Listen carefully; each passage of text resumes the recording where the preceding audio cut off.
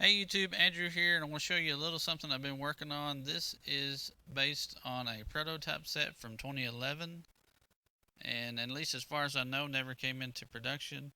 And they have in turn based this on a Halo Reach mission. I think it was Sword Base. So to be clear, this isn't 100% my own creation. I did borrow a lot of design elements from the prototype picture and some other pictures from Halopedia and a couple others. But I really wanted to challenge myself and see if I could make something at least partly on my own without using any instructions. This uses a lot of borrowed pieces from other sets that I put together. It kind of didn't turn out exactly like the prototype picture, which is kind of disappointing because I thought I had most of the pieces that I would need to make it look like that picture. But it does function like it's supposed to. It has 360 degrees of rotation on the turret, and the gun itself can tilt up and down. So I'm going to show you how to make this in just a few easy steps, and if nothing else, you can get some ideas on how to make your own turret.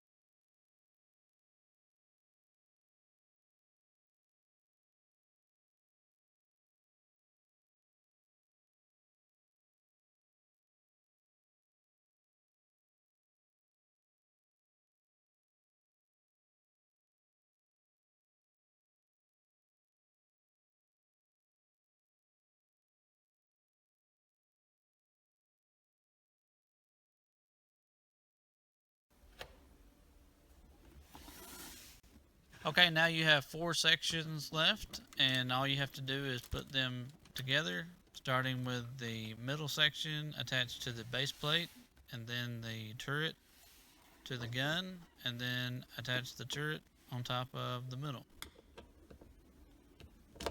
So overall, this has been a pretty satisfying build. I did enjoy trying to figure out all the different ways to make this function like an actual gun from the game. I think if I'd had more time to dedicate to this, I could have come up with something a little bit more accurate to the game and the picture from the prototype.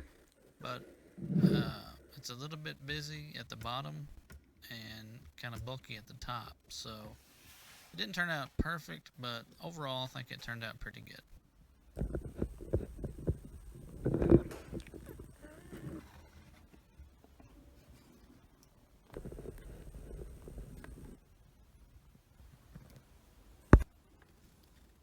Okay, here's a close-up view just to kind of show you some of the details.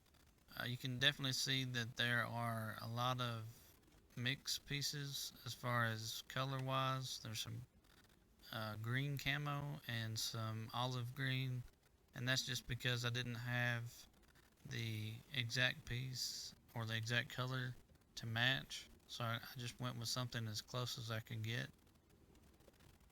Another thing I wanted to talk about was the back of the gun looks a little bit bulky, and that's kind of a balance thing. While you can point it up and down, I kind of wanted it to rest at more of a neutral position. In the middle section of it, you can see that there are some pieces that are completely the wrong color, and that's because I just simply didn't have any of those pieces, but I wanted to give the illusion that it was kind of tapering or becoming round more, and that's why those are completely the wrong color. Now if I had more of these wedge pieces that were all camo, I probably would have did the bottom a lot different. I would have use those a lot more and kind of give it more of a barrel shape. Here is some pieces that are adjustable. I put these pieces on here mainly just to kind of give it some armor over the legs, and that's so if maybe like something that is on the ground level and can't shoot up toward the gun could shoot at this, and this would actually help maybe protect the legs a little bit from ground fire.